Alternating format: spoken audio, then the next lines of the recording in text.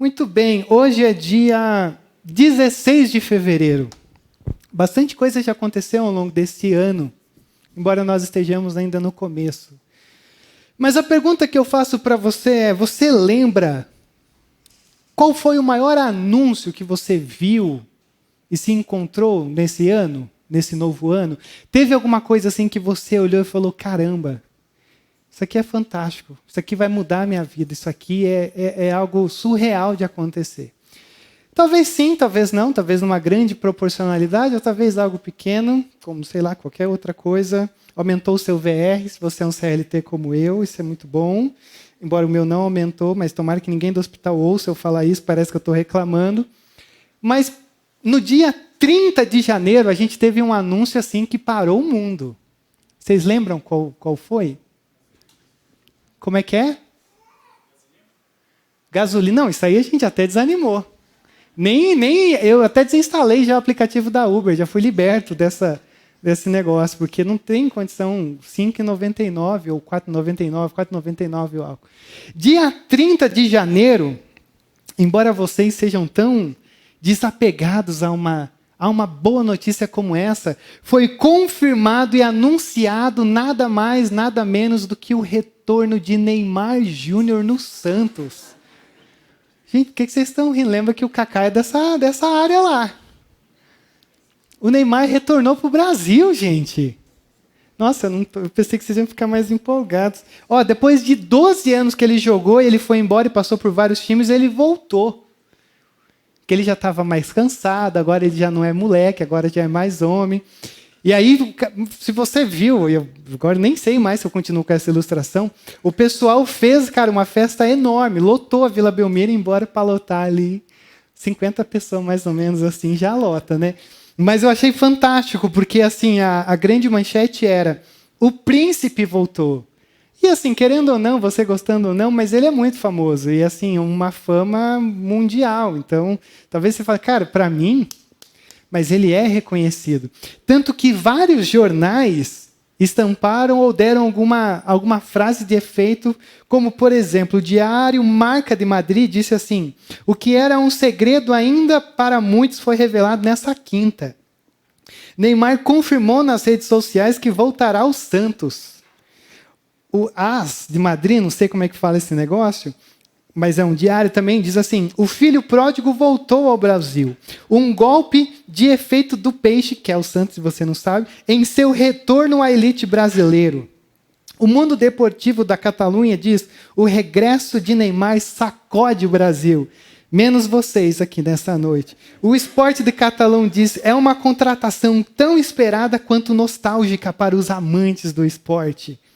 Cara, o francês aqui que não dá para falar. L'Équipe, Le Parisien, sei lá o quê. Neymar completa o ciclo em sua carreira, voltando ao Brasil pouco antes de seus aniversários de 33 anos. O de Portugal, para não me alongar tanto, a bola diz assim, agora, quase 12 anos depois de ter saído do Brasil e para a Europa, Neymar volta a casa pelo Santos. Do argentino, se você gosta dessa cultura...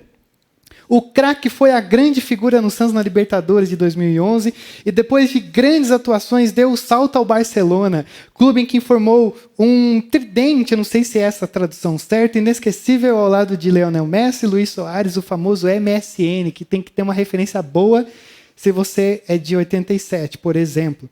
Agora volta ao time que o formou e o último, o kicker da Alemanha, diz assim, Neymar agora... quer voltar à sua velha forma em seu país natal. E como ele mesmo disse, só o Santos pode dar o carinho que ele precisa. Madrid, Catalunha, franceses, Portugal, até a Argentina, a Alemanha, todo mundo falou assim, o cara está voltando para o Brasil. E aí, se você conhece um pouquinho, sabe dessa coisa assim quando um jogador que foi muito bom volta, isso cria expectativas. Expectativas são geradas. Tanto que cada jogo que está tendo agora, e ele participa, fica todo mundo olhando. Tipo, os melhores lances do Neymar. Se você conhece, agora eu sei que, não menosprezando a minha amada esposa, mas até ela vai entender essa piada, que quando o Neymar ele jogou contra o... Cara, o primeiro jogo acho que foi contra um time do Paulistão ali, que era meio desconhecido. Mas o pessoal fez um vídeo na Globo Esporte colocando os melhores momentos do Neymar. Sabe qual foi o primeiro momento? Ele caindo no chão. Cara, o primeiro momento é ele rolando. Mas a verdade é que grandes expectativas são criadas diante de grandes entradas, reentradas, ou inaugurações, ou retorno, ou essa coisa assim. Eu poderia usar um exemplo, por exemplo, eu não sei se tem alguém aqui que torce para o Paraná, mas o Paraná foi uma frustração essa semana, porque teve uma notícia que saiu assim do Paraná no ano passado, dizendo: Paraná encerra 2024 com objetivos cumpridos e segue rumo à reconstrução. O que aconteceu? Caiu no estadual. Caiu, ficou em último lugar da tabela, só ganhou uma vez no campeonato. E aquela expectativa do torcedor, da alegria e tal, agora todo mundo já está bem murchinho. Tem alguém que torce para o Paraná aqui? Acho que ninguém. Só que pior do que isso é quando você... Não, o Rafa falou que sim. Sim, ele falou, não, ele falou, levantou as duas mãos. Sim. Não, é sinistro. O que é um pouco assustador também é que não dá para usar nenhum dos três, né? Por exemplo, eu consultei o nosso chat de GPT esportista da nossa igreja, que é o Giovanni, essa semana, que ele não está aqui. Eu falei, cara, me fale nomes de gente que chegou na porta da frente e saiu pela porta do fundo. E aí, se você conhece mais do que eu ou qualquer um, talvez você lembre do Atlético, com H agora no meio do nome, Fernandinho, Pablo, Thiago Heleno e Nicão. Aí o pessoal faz assim, então deu certo. Do Coxa, eu falei, eu quero nomes também de decepção. O goleiro Wilson, Marcelinho Paraíba, o técnico Marcelo Oliveira, que até processou o clube. A grande verdade é o seguinte, talvez são nomes que você conheça, talvez são nomes que você não conheça, mas nós somos ótimos em criar expectativas. Mas nós também somos ótimos em frustrar essas expectativas. Às vezes porque a gente cria um parâmetro irreal e surreal na nossa mente, dizendo, esse cara vai resolver tudo. Às vezes porque o cara disse que ia resolver tudo e ele decepciona. E eu queria hoje compartilhar com vocês o nosso texto dessa noite, porque nessa noite nós temos uma expectativa sendo criada diante dos nossos olhos e dos nossos ouvidos, mas não é a expectativa de um jogador que talvez vai jogar, ou de um técnico que vai assumir o clube e talvez fazer o clube ir bem, mas é uma expectativa da chegada do Rei dos Reis, do Senhor dos Senhores. E isso tem que gerar uma expectativa no nosso coração, porque ele não vai fracassar no final. Todos aqui, de alguma maneira, fracassam no final. Mas o que a gente vai olhar hoje é esse comboio de Jesus Cristo chegando em Jerusalém, e ele não vai fracassar. Ele sabe muito bem o que ele tem para fazer, e ele tem controle absoluto para fazer o que ele tem que fazer. E aí, quando a gente olha para o Evangelho, que a gente tem caminhado ao longo desse tempo, você vai ver que lá no comecinho do Evangelho de Marcos, no capítulo 1, ele abre falando assim, o princípio do Evangelho de Jesus Cristo, o Filho de Deus. E tem uma coisa muito importante que você já tem que começar a anotar, gravar e memorizar e encarnar na tua vida. É maravilhoso perceber Marcos, porque ele é o primeiro evangelho dos 4. E o Marcos, ele tem uma atenção que ele quer relatar a respeito de Jesus como rei, mas é o rei que serve. Então, para você só ter uma ideia, quando Marcos começa o capítulo, o livro, e quando ele usa essa expressão filho de Deus, essa expressão filho de Deus, ela não é religiosa. Ela, na verdade, é política. Então, Marcos está olhando e dizendo, eu vou falar a respeito desse verdadeiro líder, desse verdadeiro filho de Deus, mas assim, quando os primeiros leitores olhassem para isso, ele talvez ia falar assim, ele vai falar de César? Porque se você pegasse uma moeda desse tempo, a moeda tinha uma imagem de César escrito Filho de Deus. Essa expressão divi filhos, que é o Filho de Deus, ela não era usada geralmente para algo religioso, mas era político. Então, o Marcos ele vai construindo uma narrativa a respeito de Jesus como rei, mas não é o rei para você mensurar César. Não é o rei pagão, o rei que impõe, mas é um rei servo. Por isso que a nossa série chama algo sobre o Deus servo. Porque você tem a imensidão do rei, mas esse rei não é distante de nós. Esse rei, ele pisa o dia a dia, ele caminha entre os homens, ele anda nos corredores. Então é maravilhoso perceber que toda essa construção vai acontecendo e em cada episódio que você vai lendo em Marcos, vai se tornando cada vez mais real, você vai notando cada vez mais quem é Jesus. E quando a gente entra exatamente aqui, nesse episódio chamado A Entrada Triunfal, já foi construído Jesus e agora ele entra como rei. Já não é mais uma possibilidade. Já não é mais, poxa, será que ele é o Messias? Não, ele é. Só que olha só que ironia maravilhosa que a gente tem aqui. Porque não serão os líderes religiosos, não será nem mesmo César ou os poderosos que vão reconhecer que Jesus realmente é o Filho de Deus, o aguardado Messias. Mas é quem? E aí você tem que olhar no verso 46 até o 52 do capítulo anterior. Que no nosso texto, no livro de Marcos, é a cura do cego Bartimeu. E olha só o que esse homem vai dizer no verso 47.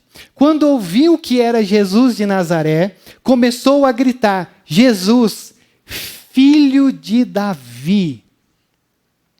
Jesus, filho de Davi. Marcos, ele é muito sucinto, porque ele diz, eu vou contar a história do cego Bartimeu.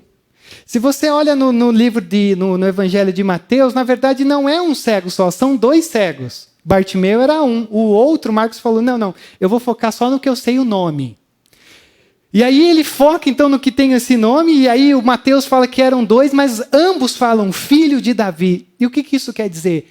Esse é o Messias, esse é o aguardado, esse é o que realmente vai fazer com que Isaías 42 aconteça, que vai endireitar todos os caminhos, que haverá justiça, que haverá glória, que haverá soberania de Deus. E aí quando então esse cego diz, o filho de Davi, o rei dos reis, logo em seguida quem que abre? A entrada triunfal. Isso aqui é lindo, gente. De verdade, isso aqui é maravilhoso, porque o que acontece?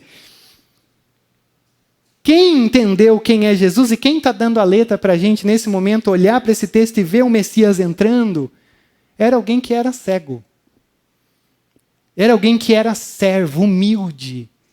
Mas era alguém que reconheceu algo tão grandioso que vai muito além do intelecto dos grandes estudiosos teológicos. Que vai muito além da compreensão de um governo, de um império, de tudo isso que estava rodando e tensionando a existência e o andar de Jesus aqui nesse momento. Então hoje eu quero ver com você 4 coisas a respeito desse rei, que entra como rei dos reis, o Senhor dos senhores, o filho de Davi, o desejado das nações, aquele que realmente governaria e traria a presença de Deus no meio de nós, levando o nosso pecado e morrendo por nós, nos dando uma nova vida e nos colocando como embaixadores desse rei. Então vamos ver o nosso texto, ó. Vamos começar com a soberania do rei. Porque já que é o rei dos reis, não é um jogadorzinho qualquer aí, esse rei é soberano. Ele sabe o que está fazendo. Por isso que o nosso texto começou quando? Quando se aproximaram de Jerusalém e tal, vão ao povoado, pegam um jumentinho, vai ter um jumentinho lá, e aí vocês vão desamarrar. Alguém vai perguntar, vocês estão roubando? Aí você fala, não, o nosso mestre mandou a gente buscar, a gente veio buscar. E logo ele devolve. A gente não sabe se Jesus devolveu, mas certamente que sim, porque se falou, está falado. É que não deu tempo de falar aqui no meio da crucificação que Jesus devolveu, né? Mas certamente Jesus devolveu. Mas o que eu quero que você perceba é que existe uma intencionalidade de Jesus até aqui. Dentro dessa construção de Marcos, vai chegando e vai se preparando para essa entrada triunfal. E os evangelistas notaram isso. Então, assim, se você por acaso está com um caderninho, com uma caneta ou no celular, eu quero que você perceba 4 coisas aqui que é muito importante. Nesse pequeno trecho que a gente tem aqui, do verso 1 até o verso 3. Primeiro, perceba a linguagem real de Jesus. Ele diz, vão e peguem um jumentinho. Isso aqui pode parecer bobo, mas um rei, ele também tinha uma autoridade sobre um cidadão comum. Geralmente, um rei, todos estavam submissos a ele. Então, o cidadão ele era obrigado a prestar qualquer serviço que o rei desejasse. Então, quando o texto já começa dizendo assim, Jesus falou, vão, Existe uma linguagem real. Jesus realmente é rei, pela maneira como ele fala. Mas também tem a soberania do rei, que é essa segunda coisa.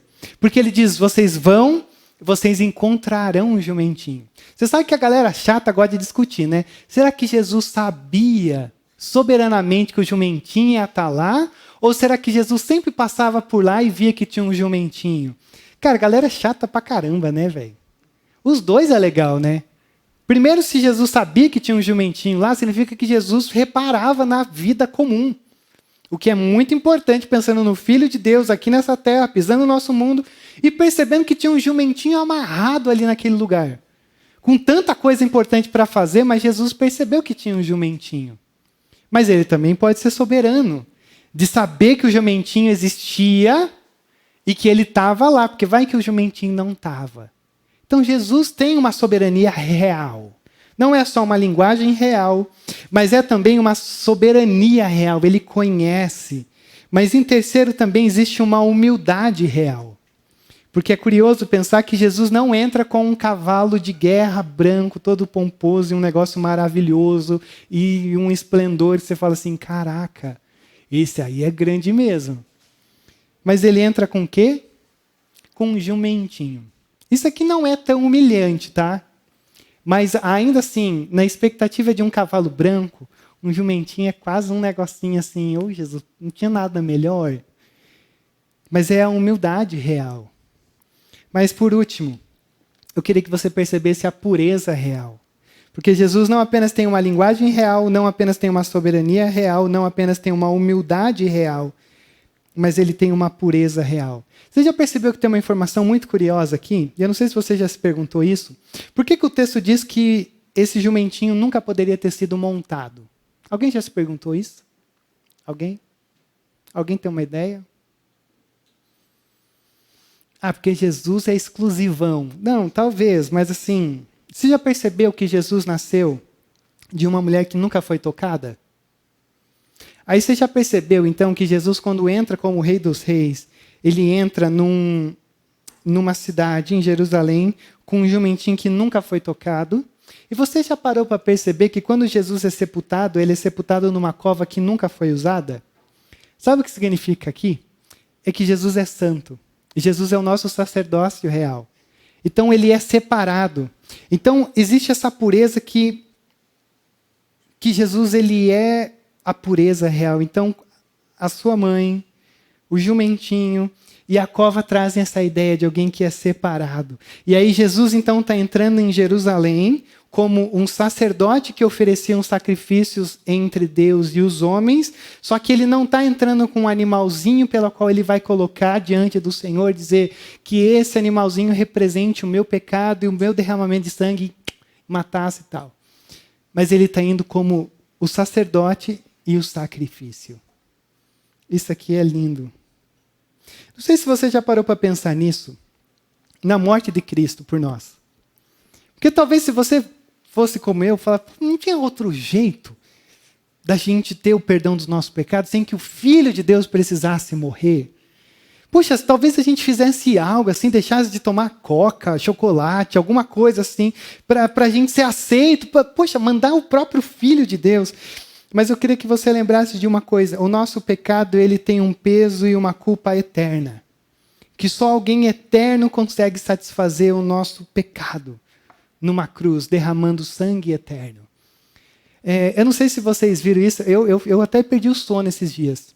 Eu vi um vídeo que um menino, eu não sei se era de um estacionamento ou se era uma concessionária, existem diferentes versões, que ele bateu uma Ferrari de 3 a 5 milhões. Alguém viu esse vídeo?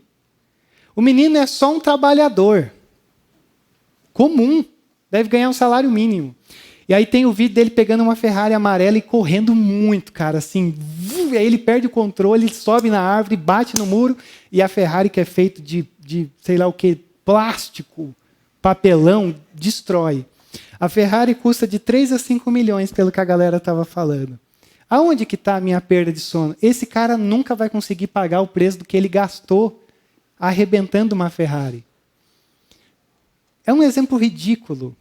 Mas a gente nunca conseguiria chegar e acalmar ou deixar com que a justiça de Deus se tornasse não justiça por aquilo que fazemos.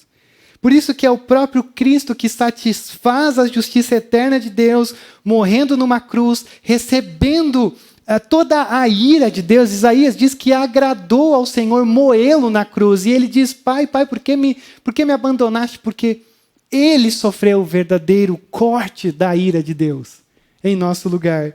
E aqui é ele entrando nisso. Mas eu quero que você perceba mais duas coisas aqui nesses nossos versos iniciais. É a atenção desse texto. Porque, primeiro, os discípulos queriam ser reis. Se você olhar um pouquinho anteriormente, os discípulos, Jesus, a gente pode ser um ministro do esporte e um ministro da cultura quando o Senhor estiver governando? E aí aqueles que queriam ser reis ao lado de Jesus agora estão indo buscar um jumentinho. Já pensou nessa ironia? Jesus, a gente quer ser rei. Tá bom, então começa buscando um jumento lá. Não, Jesus, essa parte aí pede pau. Não. Só que mais do que isso também, eu quero que você perceba que se de fato Jesus é o Messias, o filho de Davi, ele agora vai ter que triunfar e assumir a realeza. Porque senão ele vai morrer. E essa morte vai ser sangrenta. Então é por isso que eles se encontram com esse jumentinho na rua, amarrado a um portão. Acontece exatamente o que o Senhor falou.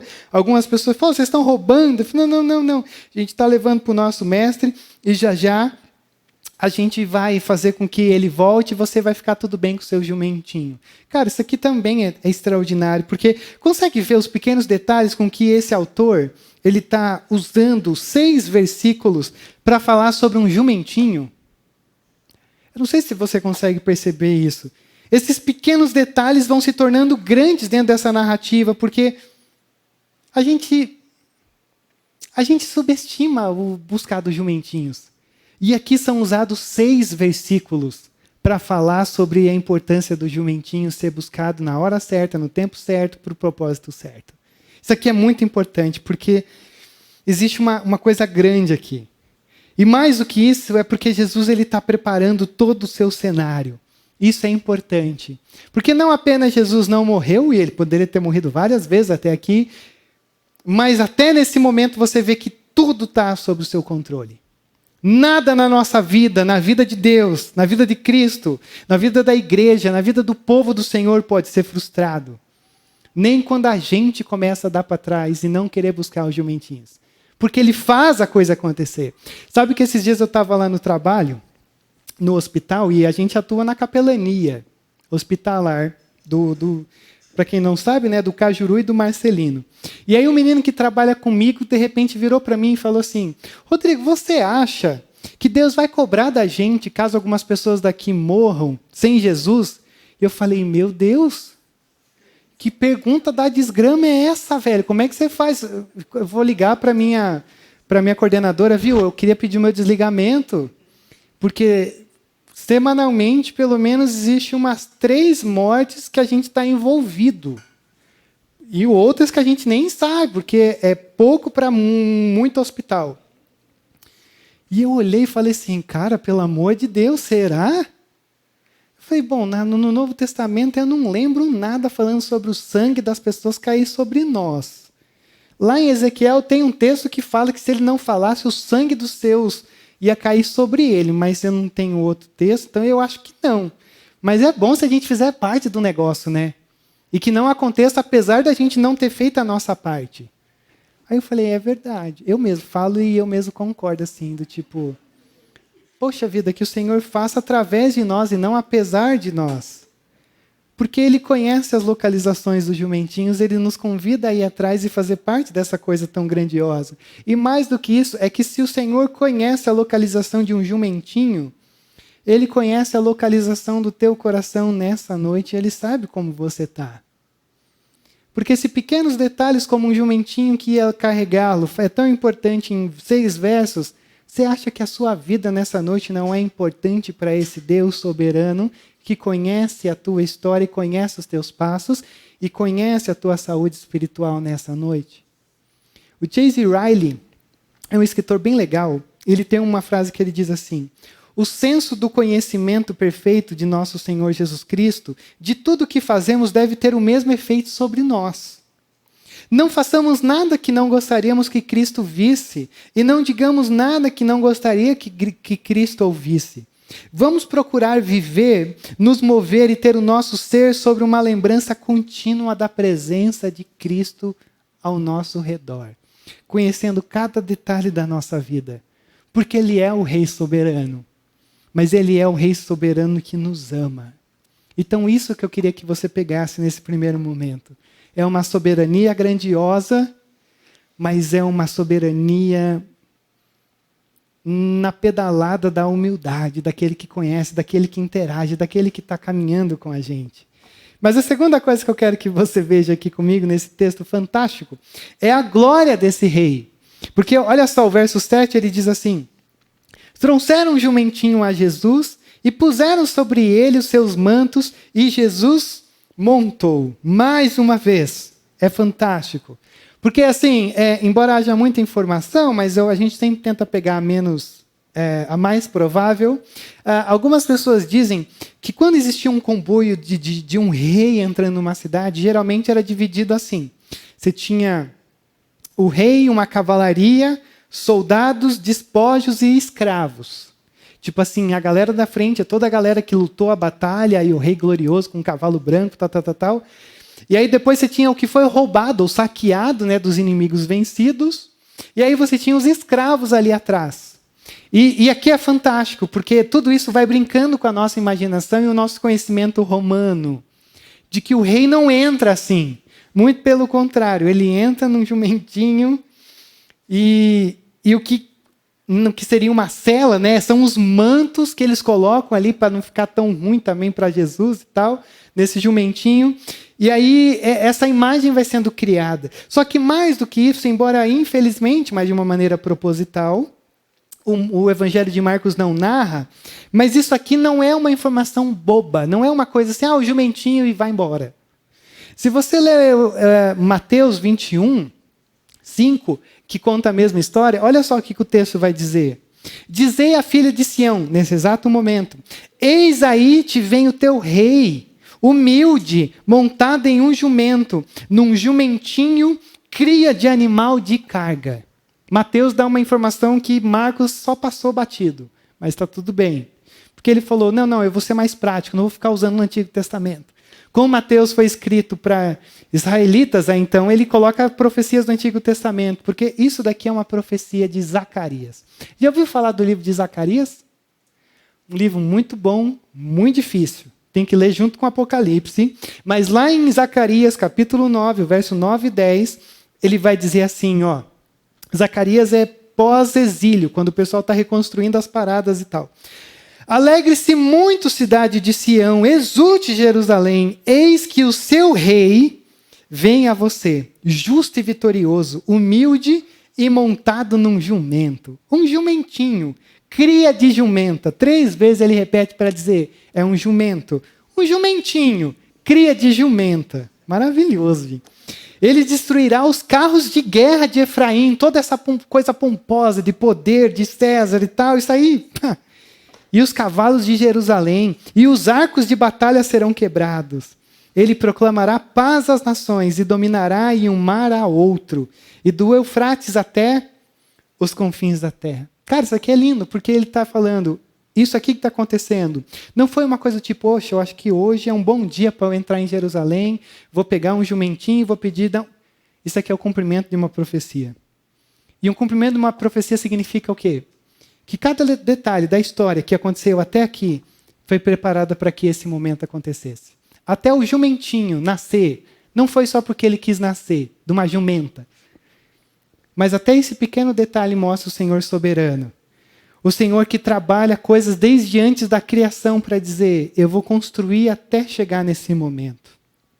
Porque o nosso Deus não é um Deus que é pego de surpresa. Não é um Deus que não planeja tantas coisas como a gente tem a tendência. Mas é um Deus de eras, e é um Deus de governo, é um Deus de controle. E até um mini jumentinho foi profetizado há centenas de anos atrás, para que nesse momento acontecesse. Então perceba como Deus, ele traz essas verdades para nós, porque não é algo novo, mas você e eu temos que ser lembrados de que Se a soberania de Deus, se a glória desse Deus servo não encanta e não preenche os nossos corações, nós estamos perdidos nessa noite. Se isso não é algo que a gente olhe e diga, meu Deus, que coisa incrível, sendo envolvidos por uma coisa que é muito maior do que nós. Talvez aí que mora o nosso problema. Porque nem mesmo a nossa confusão pode frustrar esse Deus. Talvez possa desperdiçar, mas frustrar esse Deus não. Porque não é alguém que chegou depois de uma temporada na Europa, na França ou nos países doidos que o Neymar foi, e aí falou, agora eu vou tentar alguma coisa. O nosso Deus, ele não tenta. O nosso Deus, ele decreta e ele faz. E aí eu pergunto para você, qual é o rei que está governando o teu coração? É o de Roma, que é um ditador que impõe as regras? Ou é Cristo que nos constrange com tamanhos detalhes e tamanho amor? Em 2013 saiu uma reportagem, uma matéria na revista super interessante sobre os pecados capitais. E olha só que coisa interessante. Ela diz assim, se os humildes ganham o reino dos céus, aqui na terra o mundo é dos soberbos. A sociedade contemporânea é mais narcisista e individualista.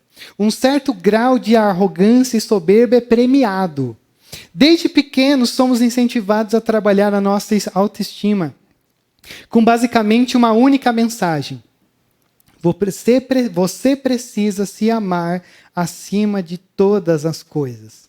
Essa é a mensagem do nosso tempo. Você precisa se amar acima de todas as coisas. Não, mas então é para a gente não se amar? Não, muito pelo contrário. É para a gente criar esse equilíbrio de não nos amar tanto que todas as coisas não importam. Ou que todas as coisas podem ser usadas para nós mesmos.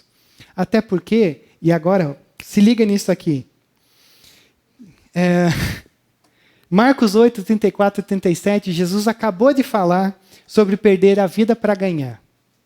Marcos 9, 33 a 35, Jesus acabou de falar que para ser o último, tem que ser, se você quer ser o primeiro, você tem que ser o último. Marcos 10, Jesus acabou de falar que se você quiser ser grande, você tem que ser servo. Tudo isso aqui está preparando o nosso coração para esse tipo de rei que nós temos.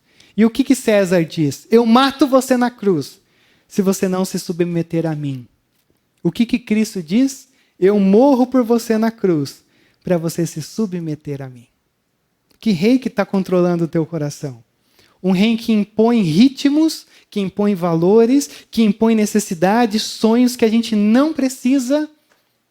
Ou o rei que nos constrange com amor e quer nos envolver com uma vida de grandes expectativas? Não é sobre o jumentinho, mas é sobre cada um de nós, de como Deus vai construindo todas essas imagens para nos trazer para Ele. Então essa é a glória do rei. É o rei que é soberano, é o rei que é glorioso e que nos envolve por uma coisa que não é só sobre ser hoje aqui em Curitiba, atuando, vivendo uma vida de missão. É algo muito maior que nos envolve. A nossa questão e o nosso desafio sempre é dar o passo na direção dessa missão. Mas ela vai acontecer, você queira ou não, mas não use isso como, então eu vou descansar nisso. Porque não é isso que eu uso no hospital. Eu oro, Deus, me dê a sensibilidade de perceber em quando eu entrar num leito e tiver 4 pacientes. Eu acredito que talvez um daqueles ali são eleitos do Senhor. Não, tô brincando. Estou brincando. Se você conhece o ritmo piadista da teologia, é uma piada. Senhor, eu sei que os teus filhos estão ali. E talvez eles precisam de mim para ser esse jumentinho. Porque até ser um jumentinho aqui tá bom. Não quero ser os discípulos. Se eu só ser o jumentinho, eu já estou muito realizado, Jesus. Então só o jumentinho já é o suficiente para nos envolver, para não ser apesar, mas através de nós. Só que a verdade é que nem todos vão se dobrar diante do verdadeiro Rei dos Reis, do grande príncipe eterno. Não hoje, como também lá atrás também não. Porque olha só, eu quero ver com você, agora em terceiro lugar, os súditos do rei. Olha só o verso 8. Muitos estenderam seus mantos pelo caminho, outros espalharam ramos que haviam cortado nos campos. A galera está eufórica, a multidão ali está eufórica. Eles estão entrando, né, em Jerusalém e tal, e a galera está... Cara, que coisa maravilhosa. Essa ideia aqui é quase como desenrolar um tapete vermelho assim, para receber uma coisa grandiosa. E os ramos e até o canto, né, da hosana e tal, tem um ar de uma celebração de vitória.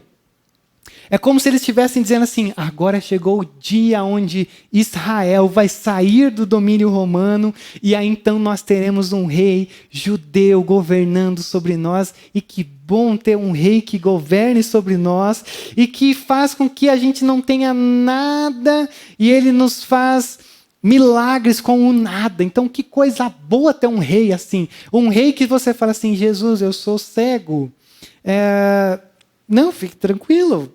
Espera aí, passe a enxergar agora. Então, a multidão está eufórica. Mas essa multidão ela é superficial. Porque a voz do povo, desculpa te frustrar, a voz do povo não é a voz de Deus. Sei que você agora vai ter um momento de conflito interno, que você acreditava muito nisso.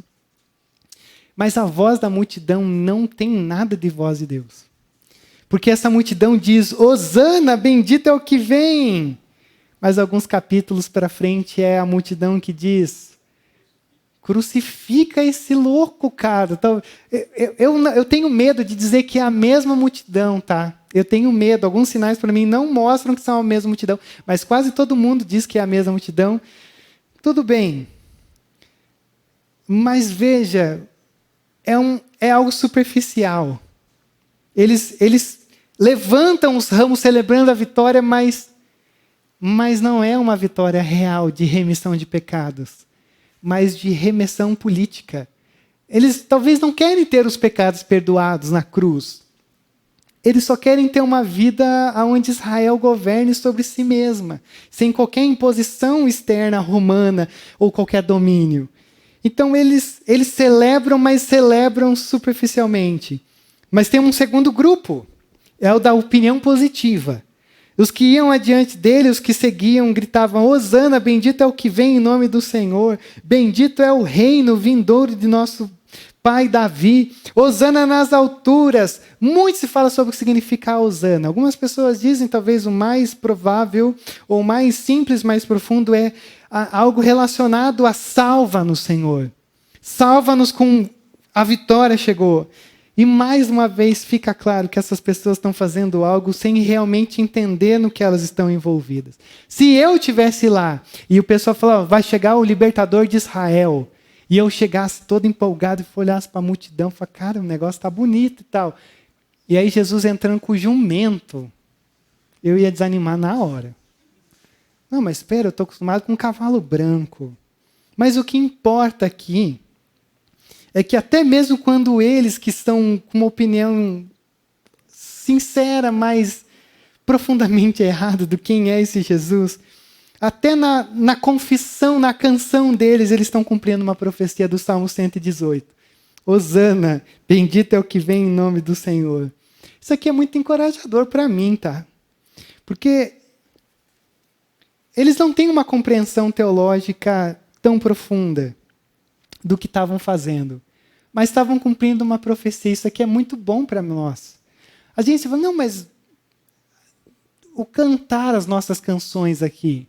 Eu acho que ninguém canta a canção aqui, as canções, né, que a gente cantou, todas elas, né, desde a história da vida de igreja.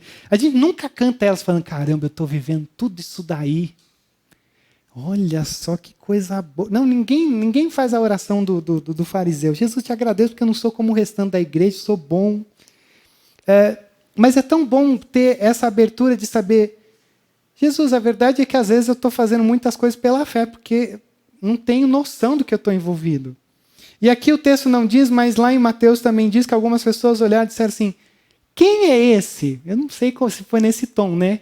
Mas talvez foi num tom de ignorância, num tom de negação do tipo, esse daí, no jumentinho, esse seria eu, no jumentinho vai querer ser rei aqui, governar sobre tudo. Mas eu quero que você perceba, são 3 respostas que não levarão a lugar nenhum. 3 respostas que simplesmente o levarão à condenação eterna. Por quê? Porque todos eles que estão aqui envolvidos têm uma voz que reconhece algo. Mas na crucificação eles o reconhecem como alguém que deveria ser morto. E é verdade que isso também é um cumprimento de uma profecia. Mas você quer deixar uma multidão louca da vida? Crie expectativas e frustre essas expectativas. E para mim é o que realmente está acontecendo aqui. E o problema que está acontecendo aqui nessa nossa reta final é que cada um deles tinha uma expectativa a respeito de quem Jesus era. Mas nenhum deles tinha uma expectativa de quem de fato Jesus era. Eles criaram uma imagem de Jesus conforme a necessidade que eles tinham. E vamos ser muito honestos nesse momento. Nem sempre nós estamos entusiasmados com quem Jesus realmente é. Nem sempre a gente está tão animado com quem Jesus realmente é. E é aí que a gente começa a reduzir Jesus num aspecto de quem a gente quer que ele seja. Mas ele nunca quis ser assim. Mas a gente, não, mas Jesus é assim. E aí eu faço essa pergunta, que talvez seja uma boa pergunta e mais palpável para o pequeno grupo. Como você responde quando Jesus é diferente do que você esperava? Como você responde quando Deus não faz aquilo que você esperava na sua vida? Como você consegue continuar confiando em Deus, mesmo quando Ele não está indo do jeito que você gostaria que Ele fosse? O Tim Keller tem uma frase que ele diz assim: ou você terá que matá-lo ou coroá-lo. A única coisa que você não pode fazer é simplesmente dizer, que cara interessante. Porque de interessantes, o céu está cheio. Ou ao contrário, o inferno está cheio. Não dá para você menosprezar quem Jesus é. Você não pode olhar para Jesus e dizer, não, Jesus é um cara bom, ensinou algumas coisas boas, assim, tem bastante coisa boa. Não, ou Jesus, ele é um sacerdote, um rei e um profeta, ou ele não é nada. Tirar essa sublimidade de Jesus é perder a essência do evangelho. E isso destrói quem de fato Jesus é. Então essa multidão é a mesma multidão de hoje. Num leito do Cajuru, com 4 camas, você tem certeza que algum ali pode dizer, eu reconheço Jesus. Estou usando o exemplo que o Uber agora é passado na minha vida. Algum vai dizer, não, eu acho Jesus um cara bom. Inferno. Não, mentira, não faço isso. Ah, não, eu acho, quem é Jesus? E algum que vai ser meio superficial. Cara, é a vida. Não sei se seria muito duro dizer, mas eu não acredito que nem nós que estamos aqui temos uma sincera, profunda realidade real de quem é Jesus. A gente vai criando vários Jesuses ao nosso jeito. E o grande problema é que às vezes a gente começa a tumultuar tanto essa imagem de Jesus que Jesus já fala assim, peraí, você não acredita mais em mim? Não, é outro Jesus.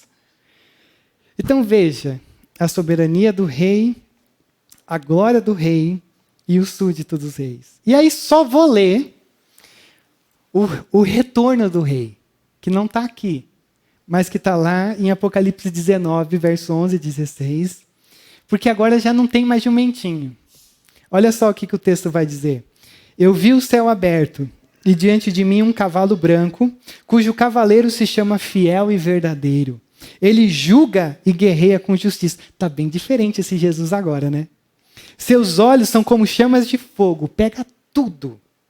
Em sua cabeça há muitas coroas, porque um rei só consegue ter uma coroa, mas o nosso é quase incontável. E um nome que só ele conhece e ninguém mais.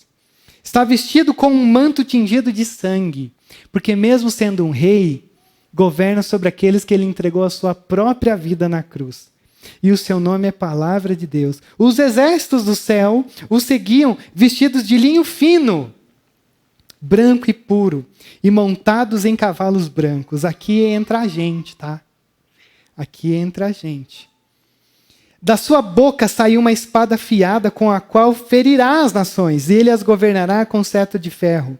Ele pisa o lagar do vinho do furor da ira do Deus Todo-Poderoso. Em seu manto, em sua coxa, está escrito esse nome: Rei dos Reis e Senhor dos Senhores. O rei que entra humildemente é o rei que agora se revela como o Rei dos Reis, o Senhor dos Senhores, e num quê? Num cavalo branco. Porque agora é o episódio final da volta de Jesus. E diferente de você ter uma multidão, a igreja, Israel, quem quer que seja, cantando e dizendo, Hosana! O capítulo 19 abre com quem cantando sobre a entrada desse rei? O reino celestial. É como se fosse um próprio som dos céus. Porque ele está dizendo, esse rei é sublime.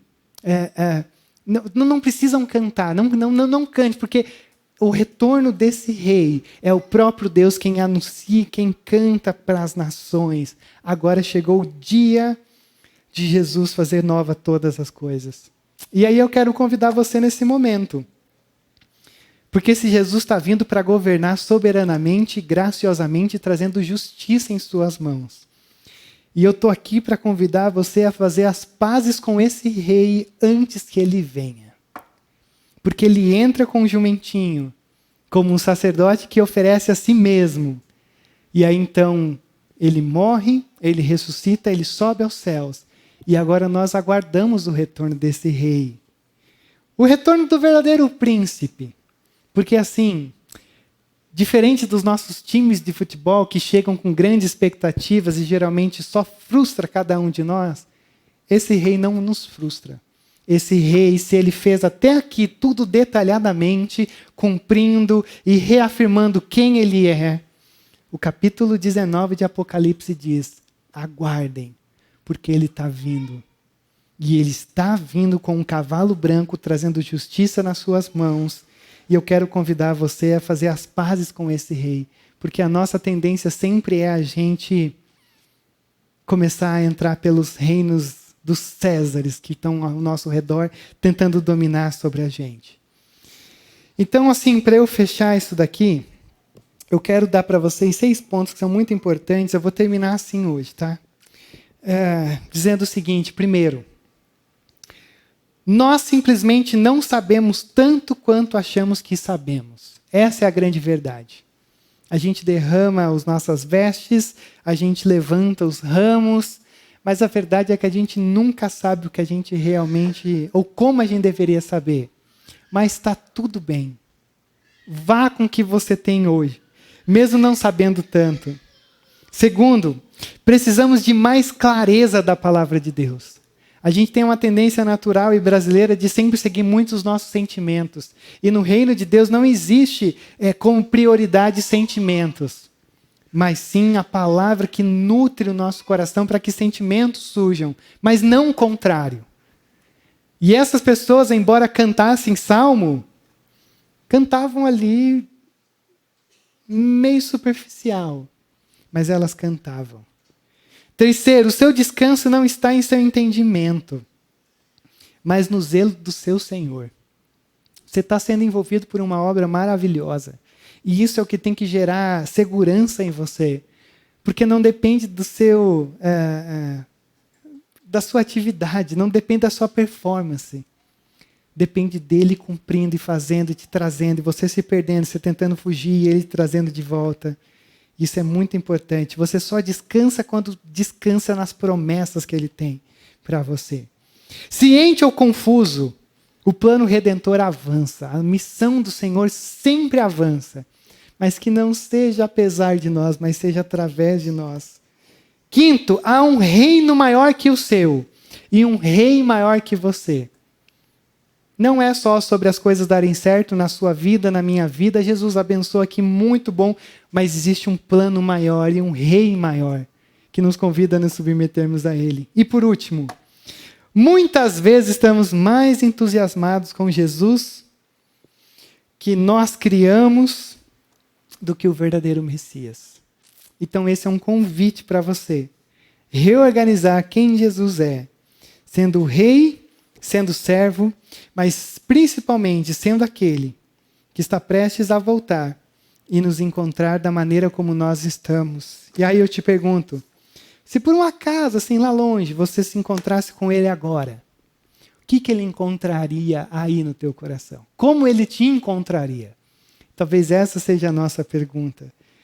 Ele te encontraria tendo um anseio e um desejo, submetendo a esse Deus de amor, ou ele encontraria você totalmente embebecido, embebedado pelo vinho da Babilônia, de César, do mundo maldito que nós vivemos e que a todo momento tenta envenenar o nosso coração. Vamos orar sobre isso? Se você puder, curva a sua cabeça, feche os seus olhos, da maneira que você se sentir melhor.